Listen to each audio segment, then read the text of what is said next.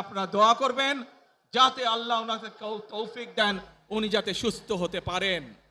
প্রিয় ভাই বোনেরা, সন্তান হিসাবে আমার মন আমার মায়ের বিছানার পাশে পড়ে আছে সেই হাসপাতালের ঘরে, কিন্তু কিন্তু সেই মানুষটি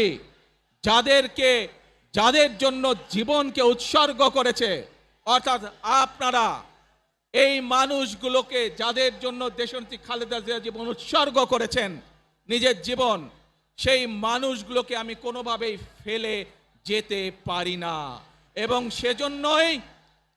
সেজন্যই আজ হাসপাতালে যাবার আগে আপনাদের প্রতি সহ টেলিভিশনগুলোর মাধ্যমে যারা সমগ্র বাংলাদেশে আমাকে দেখছেন, আপনাদের সকলের কাছে কৃতজ্ঞতা প্রকাশ করার জন্য আজ আমি এখানে দাঁড়িয়েছি আপনাদের সামনে। প্রিয় ভাই বোনেরা,